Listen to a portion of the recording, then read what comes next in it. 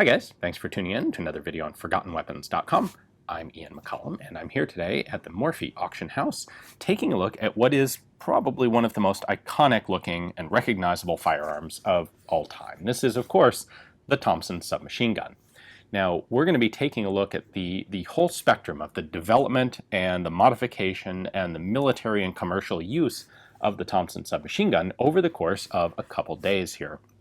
And we're going to start today with the model of 1921, which is the first production Thompson submachine gun. So the gun is, of course, named for John Thompson, General John T. Thompson, who had a pretty distinguished career in the U.S. military prior to World War I. He was fairly heavily involved in the adoption and development of the 1903 Springfield rifle. And during World War I, he was recalled to service and ended up acting as the director of arsenals for the U.S. military.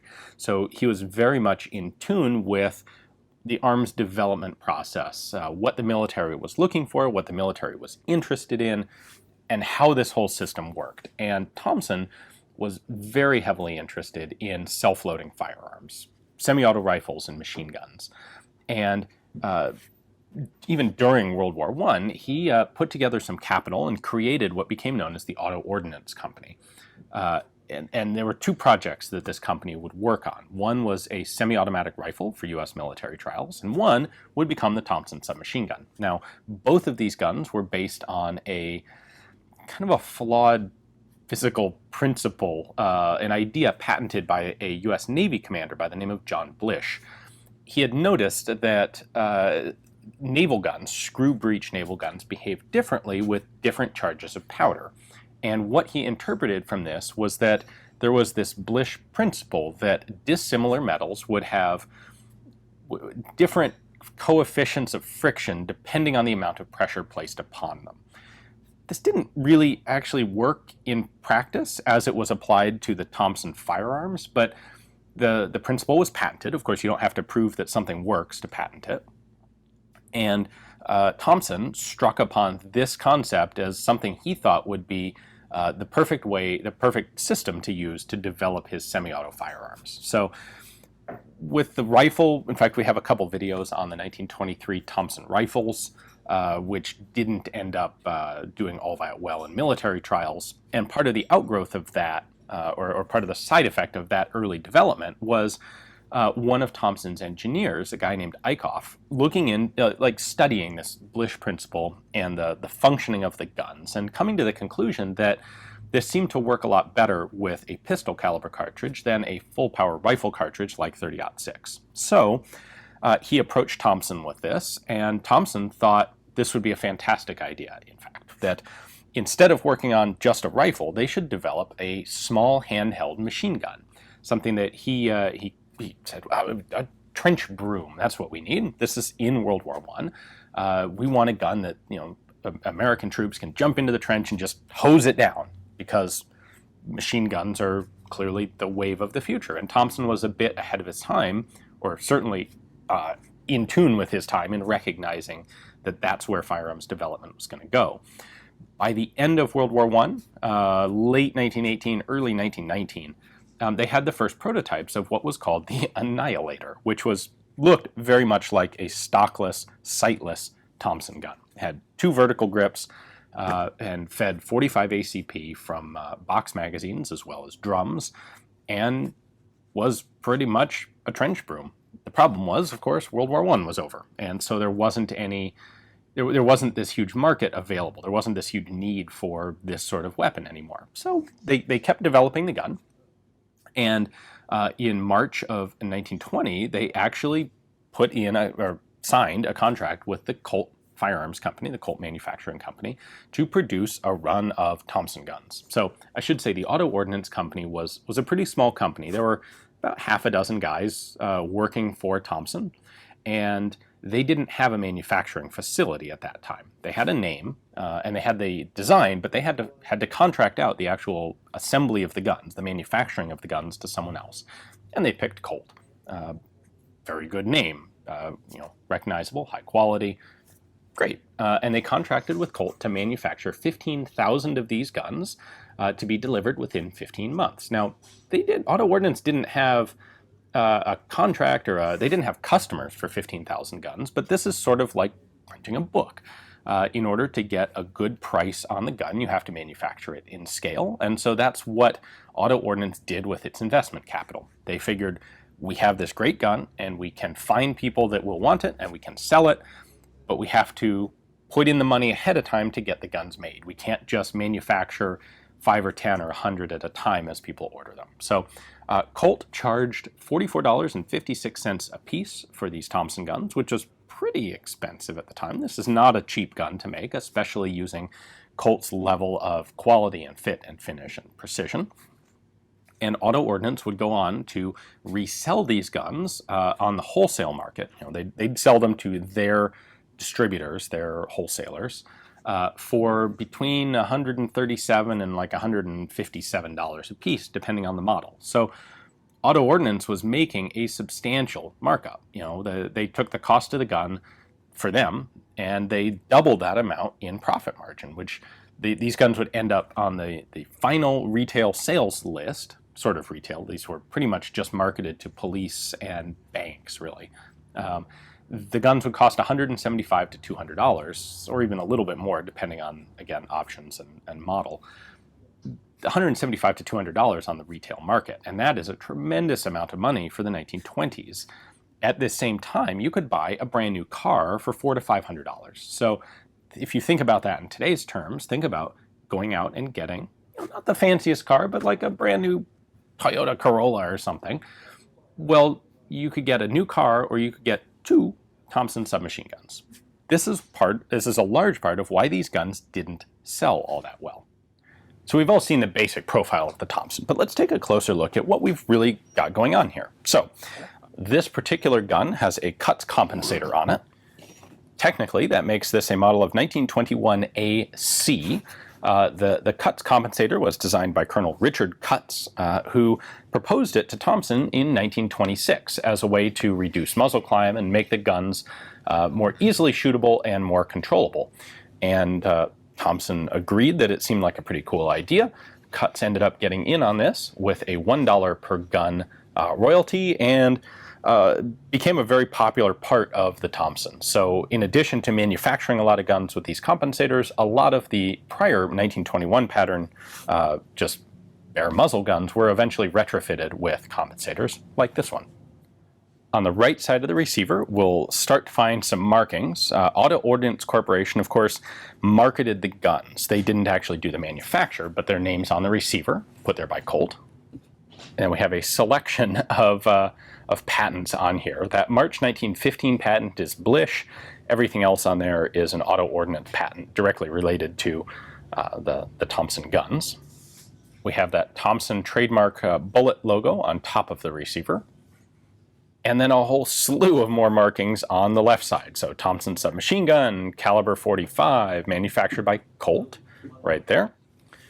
And our model and serial number up here on the front left side. So it's a model of 1921, serial number 10,000. Remember that these were all manufactured at one go over the course of about a year or so by Colt. So they took a long time to sell, but they were all made at pretty much the same time.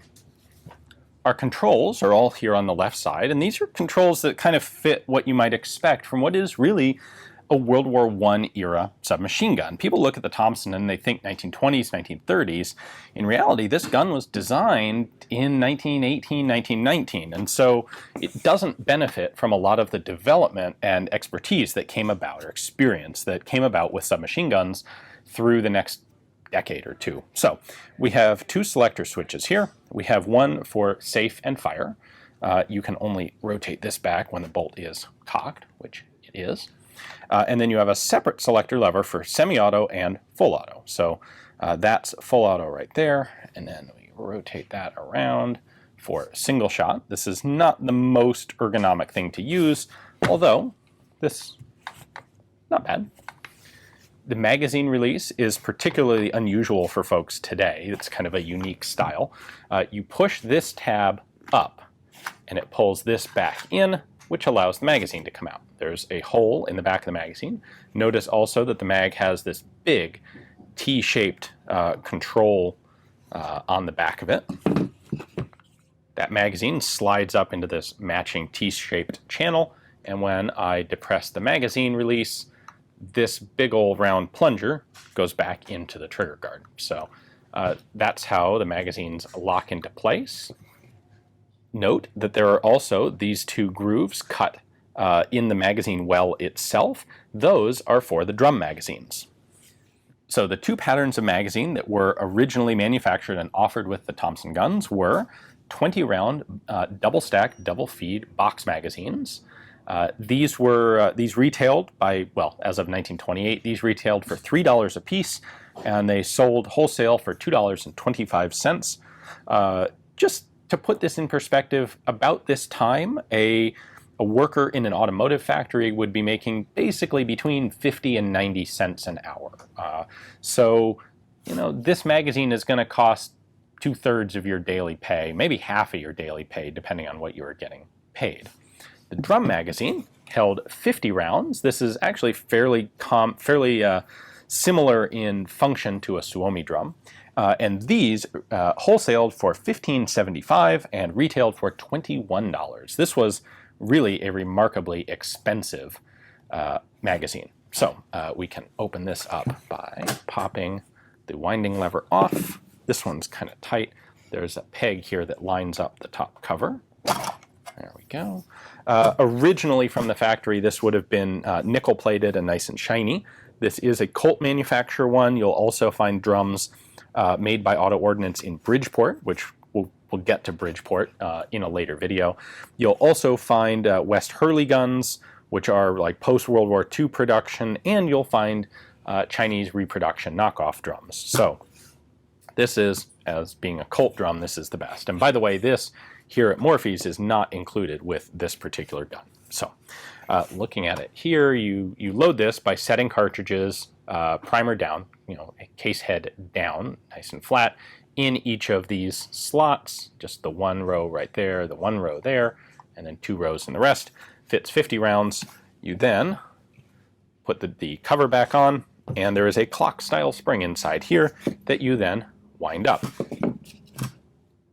How much do you wind it? Well, for a 1921 model, you'd wind 11 clicks. For a 1928 model, you'd wind 9 clicks. This, of course, was manufactured after 1928. Note that they call this a Type L drum, L being Roman numeral for 50. Not long after production started, they also introduced a C drum. You may figure out that's the Roman numeral for 100. And yes, it was a larger 100-round drum magazine. Those were not very popular. They were awkward. They were very large. They were bulky. They weighed over 10 pounds for just the magazine when loaded. So you combine that with over 11 pounds for the gun itself, and that's a lot of weight to be toting around. So the 50-round drums were much more popular than the 100s. The drum magazine fits in the gun a little bit differently than the stick mags. It doesn't actually use this button to hold the drum in. Instead, you have the 2 rails that slide into these 2 grooves, and then you have this slot right here. That actually locks in place around this portion of the magazine catch. We'll go ahead and put it in right here. You want the winder in front, and this is going to slide into the gun right up to there, and then when we push it the rest of the way in, that lug locks in right there. So that's how the drum is held in place. Last point I want to touch on with the magazines before we go to disassembly is that despite being an open bolt submachine gun, the Thompson actually locks open on an empty magazine, which is actually kind of handy. Most submachine guns, when it's empty, your last trigger pull, or holding the trigger, drops the bolt forward, and then you have to recock it when you put in a new magazine. Not so with the Thompson. So for disassembly, we want to take the magazine out. We want the bolt to be forward, like so. We need to make sure it's in full auto mode, which this is. And then the first thing we're going to do is actually just take the buttstock off. The buttstocks are quick detachable. Just push the button and it slides off its little rail on the bottom. By the way, they did put the serial number of the gun on the bottom of the trigger frame here, where you can only see it once you take the buttstock off. Next up, we're going to remove the bottom frame, the trigger guard fire control assembly. We're going to do that by pushing in this button holding the trigger down and sliding the grip assembly backwards off of the receiver. There we go. Some of these are really tight, some of them are nice and smooth. Remember to hold the trigger down. That prevents the sear from locking up on any of the internal parts while you're doing this. One of the really obvious signs that you have a 1921 Thompson is this large diameter recoil spring back here. That has a little plunger pin that's going to come all the way out the back of the receiver. So we'll go ahead and push that in, slide it forward, lift it up, pull the recoil spring out of the gun. Next, we can pull out the bolt elements. There are 3 parts there. We're going to pull the bolt back to here, and then we can lift it out. So that's the bolt body. Then I'm sliding this by the charging handle down here, slide this back to this point, and then I can pull out the Blish lock. Grip on it. There we go. That's the actual Blish lock. And then we have the actuator handle. Slide it back to this position right here. There we go. And then it lifts up. The charging handle comes out through that round cut. Now you have stripped the internals from your Thompson gun. I will point out there is one last bit inside here, which I'm going to leave inside here. This is one of the less typical sorts of buffers that you'll find in submachine guns in general.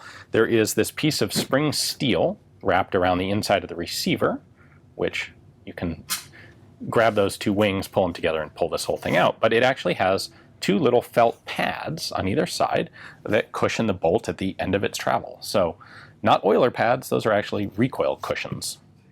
So that's it for disassembly. What you're left with now is this long receiver section, which is a pretty complex piece. This is part of why the gun was so expensive to make. There are a lot of different cuts to be had in this receiver. And of course, the rear sight doesn't help with the cost. I should point that out before we go any further. The 1921 Thompsons here used a Lyman rear sight, which has all sorts of adjustability. You can flip it up. You've got an aperture sight. You've got a rear notch sight here. This was all, honestly, this was all wasted on the Thompson submachine gun. It didn't need anything remotely like that level of rear sight. But that's what they would go ahead and use. So that would go away later on. We'll touch on that in a later episode. Of course, there are a nice big pair of wings here to protect that Lyman rear sight. One more thing I will take off is the front vertical grip. We can do that. There's a screw right here in the bottom. We can just unscrew that. I apologize for the garbage truck outside. There we go. Nice long bolt comes out. And there is our front grip. So this thing, when it's installed, looks like it's just hanging down here really delicately below the barrel. In actuality, that's a pretty stout bar of steel here from the receiver out, and it's got this little tab that rests up against the barrel to help support it. You're not breaking the front grip off of this thing. So the way that this works, we have an actuator, it's called here, which is our charging handle, and it's got this slot to control movement of the Blish lock, which is brass. Remember, the Blish principle was based on kind of a weirdness in coefficient of friction between 2 dissimilar metals. So we have steel in the receiver, brass in the actual Blish lock, and the idea is, if we put this guy back in the gun, there we go, that comes forward, we have this nice helpful up label here. And I want to drop that in that direction. So now, when the bolt's all the way forward, of course, the bolt is up here and out of the gun at the moment. When the bolt's all the way forward, this Blish lock lifts up in this angled track. And before the bolt can move backwards, this Blish lock has to slide down that angled track, and then it's freed up here and it can move backwards. The Blish principle says that when the cartridge is fired, when there's pressure in the chamber actively pushing on the bolt face, there will be enough friction that these 2 pieces, the Blish lock and the receiver, will lock together and they won't move. Once the bullet leaves the barrel, then the pressure reduces, and when you have less pressure, the coefficient of friction changes, and then this piece can move. That's the principle. in reality, this functions because there's enough weight and just a tiny bit of delay while this actually slides, because there is friction between these two parts. That friction and the weight allow this to operate as effectively a blowback submachine gun. Not strictly speaking technically blowback, although that would come later in the Thompson evolution, which we'll get to in a later episode. We can go ahead and put the rest of the bolt body back in. Note that there's a big open space here. That was used for the recoil spring, and then you have a diagonal cam slot here, which is where the Blish lock sits. So if I put this back in, like so, now bolt goes forward. You can see the lock lifts up. These surfaces right here, or this surface right here, is your sear cut. So when the bolt's back, the sear in the trigger group right here, that's locked against this, which holds it in place. When you pull the trigger, that sear drops, which allows the bolt to go forward, locks, fires, cycles back, and etc. There's your firing process. So here's what this looks like when it's assembled out of the gun. You can note that the actuator here, because of this control cut in it, it serves to, when you pull the handle back, it lifts the Blish lock. And the idea here was when you charge the gun manually, you disengage the lock and then you can just pull the bolt backwards. But as long as this remains forward, now the lock is engaged, such as it is. To the extent that it is a lock, it's really just a slight addition to a delaying system. But you can override it, disable it by using the charging handle. So what did happen with the 1921 Thompson? Well, the U.S. Air Service actually did test the gun in 1921 and 22. They ended up rejecting it because, let's be honest, the Thompson's not really all that well suited to adapt to aircraft use. By the end of World War I, rifle caliber machine guns in aircraft are very standard and well accepted, and the idea of scaling back from that to a 45 ACP aircraft gun, yeah, that doesn't really make a lot of sense. And on top of that, the Air Service had issues with the drum magazines. And of course, they wanted the large capacity magazine for use in an aircraft. So that was out. In 1923, Auto-Ordnance went on a big European sales tour to try and get military interest drummed up. They went to England, France, Belgium, Spain, and they got kind of nothing from it. There was even an attempt to develop a military model of the gun. They made some prototypes of it right at this time. It had a longer, a 16-inch barrel, had a bipod on it. They actually rechambered it for a more powerful cartridge, the 45 Remington Thompson, or Thompson Remington. That went nowhere. No one was really interested in that, although it is a gun that looks pretty cool. So that went out the door. They attempted to sell them to the Royal Irish Constabulary. That didn't work out. Ironically, one of the first adopters of the Thompson was actually the Irish Republican Army, or the predecessor of the IRA. There were 4 attempts to smuggle Thompson guns in some quantity into Ireland. 3 of those attempts worked, 1 of them didn't. That became a whole giant political scandal, which can be covered. We'll talk about that in a separate video. And it's interesting, actually, to this day, some of the very early Thompsons that were ever made are actually probably still in Ireland or were destroyed at some point during the conflict between the British and the Irish. So Thompson's having trouble selling these guns. Of course, it was designed for a military market. The war is over. These 15,000 guns that they ordered from Colt were just kind of slowly trickling out the door year by year. The first break with the U.S. military finally came in 1926. And that was because the U.S. Postal Service was having a lot of trouble with postal trains getting held up. And so they purchased 200 Thompson guns to supply to U.S. Marine Corps troops who were going to be guarding U.S. postal trains. And so these guns, they were purchased by the Postal Service. They ended up property of the U.S. Marine Corps. And the Marines loved these things. Now, I think it's important to point out that the character of the Marine Corps was a little bit different, or the nature of the Marine Corps was a bit different then, perhaps than it is today, or different then than people think of it today.